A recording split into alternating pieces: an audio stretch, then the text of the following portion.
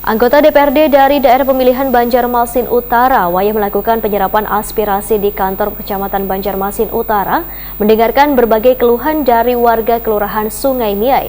Gangguan distribusi banyu PDAM Banjarmasin ke pelanggan yang paling banyak dikeluhkan warga, lantaran banyunya nang kada mengalir, namun jika pun mengalir terkadang banyunya karuh.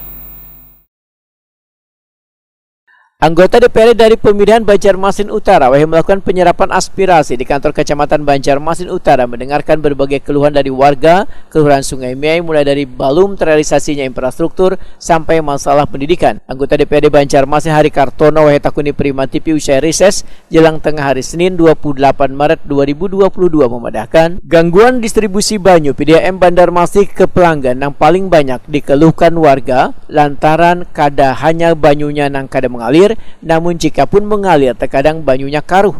Bahkan di Kelurahan Sungai Andai, ujar politisi Partai Gerindra ini, banyunya sempat kada mengalir lantaran adanya kerusakan pada perpipaan PDAM, sehingga kedepannya diharapkan pipa yang sudah lawas diganti agar distribusi banyu ke pelanggan bisa lancar. Terkait masalah pendidikan, menurut Hari Kartono, ternyata masih ada warga yang belum memiliki Kartu Indonesia Pintar atau KIP. Dinas terkait diminta untuk jemput bola dengan adanya keluhan warga ini agar kada lagi kekanakan yang kada mendapatkan pendidikan di kota Seribu Sungai ini. Hari Kartono pun mengingatkan warga akan pentingnya menjaga kesehatan, salah satunya dengan bervaksin untuk menambah daya tahan tubuh.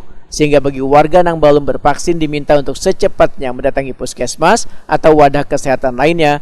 Hari Kartono juga meminta warga untuk melengkapi vaksinnya sampai ketiga.